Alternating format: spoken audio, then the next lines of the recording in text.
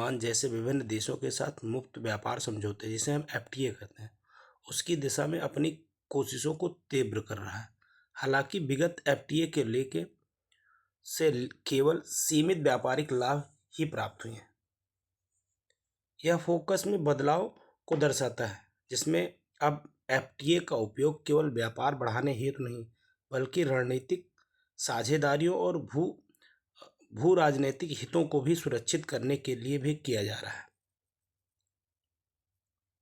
भारत का एफटीए के लिए नवीनीकृत प्रयास शुद्ध व्यापार उदारीकरण से हटकर एफटीए का उपयोग भू राजनैतिक संरेखण, आपूर्ति श्रृंखला सुरक्षा और कमजोर होती बहुपक्षीय व्यवस्था में रणनीतिक साझेदारियों के साधन के रूप में करने की दिशा में एक कदम को दर्शाता है।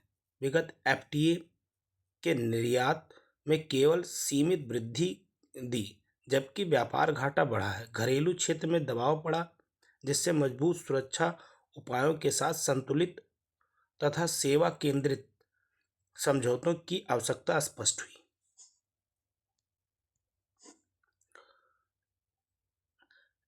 एफटीए पर पुनः ध्यान क्यों केंद्रित कर रहा है?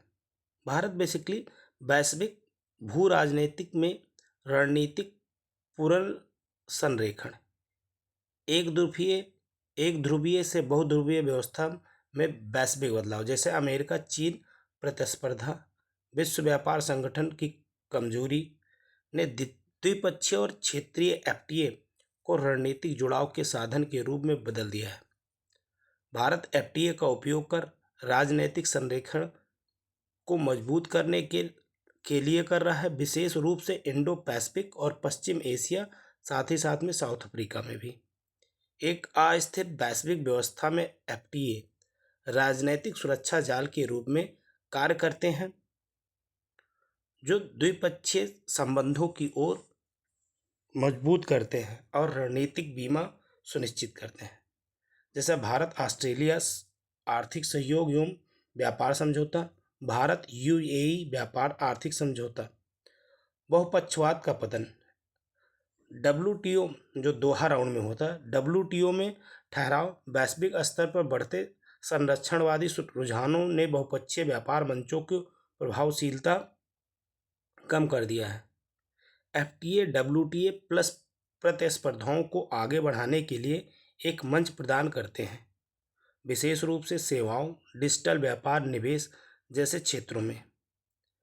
भारत ईएफटीए टीईपीए इस बदलाव का उदाहरण प्रस्तुत करता है जिसमें 15 वर्षों में 100 बिलियन अमेरिकी डॉलर के एफडीआई के लिए बाध्यकारी प्रतिबद्धता शामिल है।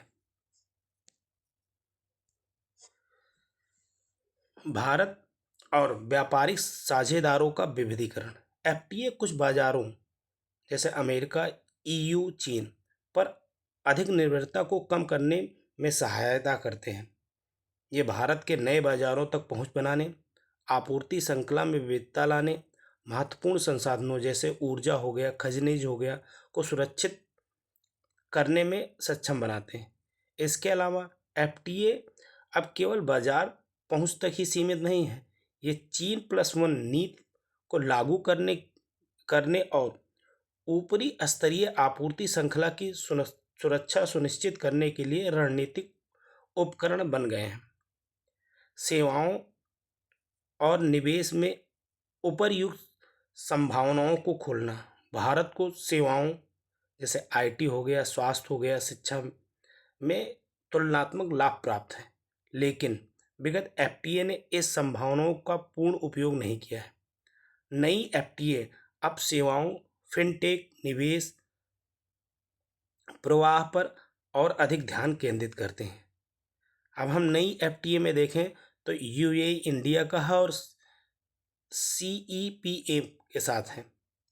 घरेलू क्षमताओं और मूल्य श्रृंखलाओं को सुदृढ़ करना, एफटीए में जो मेक इन इंडिया और उत्पादन आधारित प्रोत्साहन जिसे हम पीएलआई जैसी पहलों के साथ रेखांकित करते हैं या संरेखित करते हैं, जिनका उद्देश्य भारतीय विनिर्माण को वैश्विक मूल्य श्रृंखला में एकीकृत करना, रणनीतिक एफटीआई विदेशी प्रत्यक्ष निवेश और तकनीकी हस्तांतरण को आकर्षित करने में सहायता प्रदान करते हैं।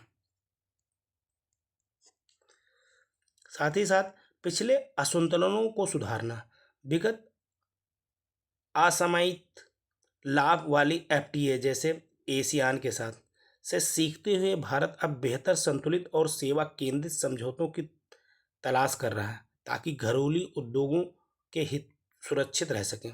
उदाहरण के लिए भारत ने एशियान में निर्यात हिस्सा केवल 10.2% से बढ़ाकर 10.08% हुआ है, जबकि जापान के साथ में रहकर 2.1% जो है घटकर अब केवल 1.9%, दक्षिण कोरिया के साथ 1.9% से घटकर 1.4% हो गया है, जो संबंधित एफटीए से पहले और बाद के 5 वर्षीय औसत पर आधारित है। यह प्रवृत्ति संकेत देती है कि विगत एफटीए के आधार मौजूदा व्यापार प्रवाह को औपचारिक रूप दिया है, बजाय इसके उन्होंने महत्वपूर्ण नए व्यापार को उत्पन्न किया हो। चलिए साथ ही साथ में हम मुक्त व्यापार समझौते को समझ लेते हैं। मुक्त व्यापार समझौता दो या दो से अधिक देशों या क्षेत्रीय समूहों के बीच में एक ऐसा समझौता है जिसमें व्यापार को बढ़ावा देने के लिए आपसी वार्ता के माध्यम से व्यापारिक बाधाओं को कम और समाप्त किया जाता है। एफटीए के तहत प्रमुख कवरेज देखें तो कस्टम ड्यूटी जो टैरिफ होती हैं, मूल के नियम, गैर शुल्क उपाय, सैनिटरी और फाइटोसैनिटरी उपाय और व्यापार उपचार। एफटीए वस्तुओं पर व्यापार जैसे कृषि, औद्योगिक उत्पादन या सेवाओं के व्यापार जैसे बैंकिंग हो गया, निर्माण हो गया, व्यापार हो गया आदि को शामिल करते हैं। इसके अलावा एफटीए में बौद्धिक संपदा अधिकार जिसे हम आईपीआर बोलते हैं, निवेश, सरकारी खरीद, प्रतिस्पर्धा नीति जैसे अन्य क्षेत्रों को भी शामिल करते हैं। व्यापार समझौते के प्रकार: द्विपक्षीय, दो देशों के बीच व्यापार के अवसर का विस्तार करने के लिए। बहुपक्षीय देखें तो कई देशों के बीच क्षेत्रीय और अन्य रूप से। और बहुराष्ट्रीय देखें तो आमतौर पर डब्ल्यूटीओ फ्रेमवर्क के तहत वैश्विक व्यापार नियम आधारित करने के लिए।